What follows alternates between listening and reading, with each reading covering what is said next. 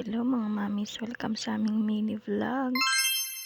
Ito ang video na to ay nung nakaraan pa nga. Gabi na kasi kami nakauwi galing nga sa birthdayhan, kaya naman di na nga ako nakapagpalit ng damit. At mga bandang hapon na nga siguro to, at ayan, naisipan ko ang linisin to dito sa mahigaan namin. Kasi naman tignan nyo, para na namang binagyo tong mga gamit namin. Kaya naman naisipan ko ang ayusin. Dahil busy rin naman si Baby Elise nyo. Kaya naman ayan, walang nanggugulo. Huwag nyo nang pansinin yung suot ko. Hindi pa kasi ako nakakaligo ng mga oras na yan. Gabi na kasi kami nakauwi at hindi na nga ako nakapaglinis. Si Baby Elise na nga lang yung nilinisan ko. Syempre para fresh pag natulog. At yung nanay hindi nakapaglinis. Kaya naman ayan, kinabukasan yan pa rin yung suot ko. Isa-isa ko na nga palang tinanggal yung mga nakapatong dito. Halo-halo na nga, ay Diyos mio.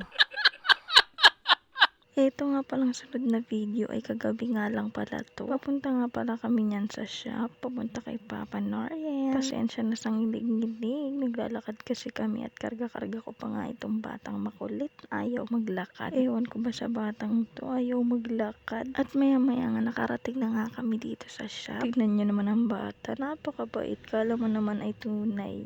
Huy, charot. Hinihintay nga lang namin yung papa niya dahil magsasara na nga rin sila. Saktong-sakto lang talaga yung pagpunta namin dahil maya-maya nga ay magliligpit na nga rin sila. Kaya habang busy nga yung papa niya, ayan nga si Baby Elise, busy nga rin sa pagsiselfone. Fast forward nga mga marikoy, mga bandang alas 3 nga pala to ng madaling araw at nagising nga ako. Syempre, ano pa bang gagawin? Magkakape.